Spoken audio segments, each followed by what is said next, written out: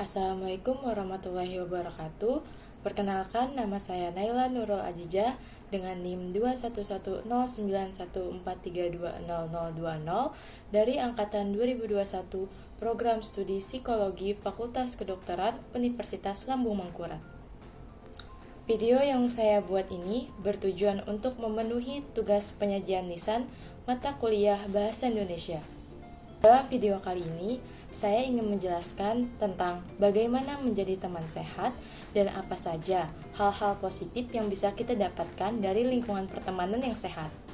Kalian pernah kepikiran gak sih, apakah hubungan pertemanan yang kita jalani sekarang ini sudah termasuk dalam hubungan yang sehat atau belum? Dan apakah kita sendiri ini sudah menjadi bagian teman yang sehat atau belum? Dan apabila hubungan pertemanan yang kita jalani sekarang ini belum sehat, lalu bagaimana cara menjaganya? Yuk, kita sama-sama simak video penjelasannya berikut ini. Seperti yang kita tahu, pertemanan itu ialah sekelompok orang yang memiliki hubungan emosional satu sama lain. Hubungan ini didasari dengan perasaan saling mengerti, saling mempercayai, saling menghargai, dan saling menghormati satu sama lain di saat terdapat banyak perbedaan di antara mereka. Nah, akan tetapi, banyak di luaran sana yang pertemanannya itu masih belum didasari oleh perasaan tersebut. Lingkungan pertemanan yang sehat itu seperti apa sih? Lingkungan pertemanan yang sehat itu artinya kita dan teman-teman kita bisa mengatasi perbedaan yang ada dengan selalu berusaha untuk bisa saling mengandalkan, bisa saling mengerti dengan keadaan satu sama lain, dan saling terbuka satu sama lain apabila terjadi perselisihan. Lingkungan pertemanan yang sehat ini juga merupakan perwujudan dari pengertian pertemanan itu sendiri. Lalu, bagaimana cara kita menjadi bagian dari teman sehat dan bagaimana cara kita untuk menjaga pertemanan yang sehat? Caranya itu yang pertama, kita jangan egois. Yang kedua, harus bisa saling mendukung satu sama lain. Yang ketiga, terima kritik dan saran dari teman kita yang membangun, dan juga kita harus mempunyai keinginan untuk lebih baik ke depannya dan juga lebih maju bersama teman-teman kita. Kita harus menentukan tujuan dari pertemanan kita itu sendiri, mau ke arah yang lebih baik atau sukses sama-sama atau malah saling menjatuhkan satu sama lain. Nah, dan yang terakhir, jangan melarang atau membatasi teman kita atau diri kita sendiri untuk berteman dengan yang lainnya.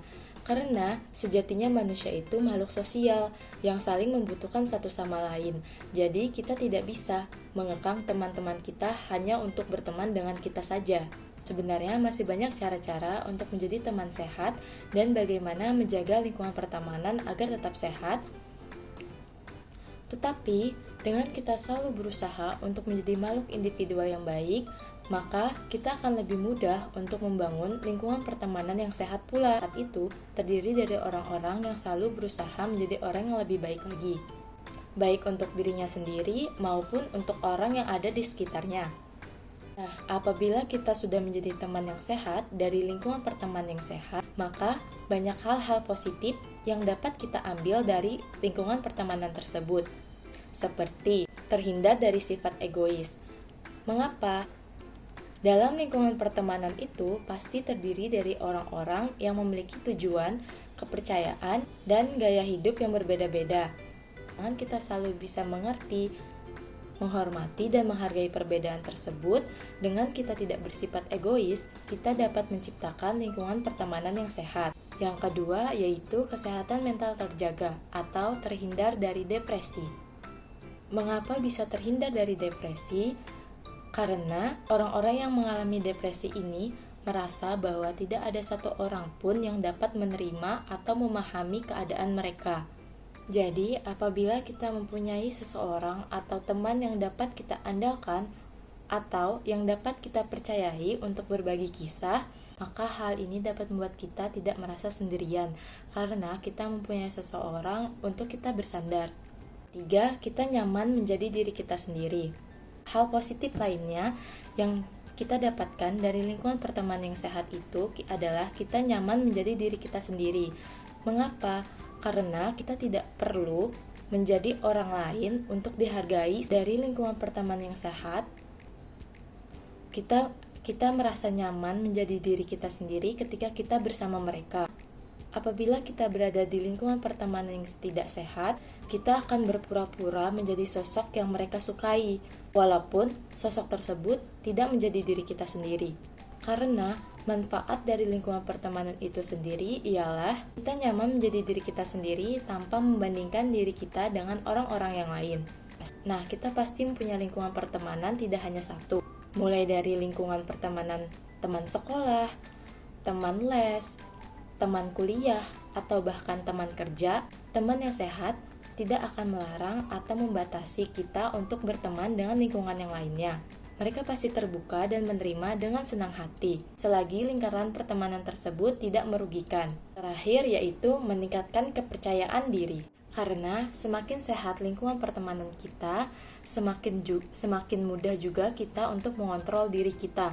Mengapa? Karena kita mempunyai teman yang selalu mendukung kita dan selalu memberikan apresiasi terhadap diri kita. Hal inilah yang dapat membangun kepercayaan diri di dalam diri kita. Sampai di sini dulu penjelasan tentang bagaimana menjadi teman sehat dan apa saja hal-hal positif yang bisa kita dapatkan dari lingkungan pertemanan yang sehat. Semoga penjelasan yang saya sampaikan tadi dapat dipahami dengan baik dan juga semoga kita selalu dikelilingi dengan orang-orang yang baik dan lingkungan pertemanan yang sehat pula. Sampai di sini penjelasan saya. Salah hilaf mohon dimaafkan karena kesempurnaan hanya milik Allah Subhanahu wa taala. Wassalamualaikum warahmatullahi wabarakatuh.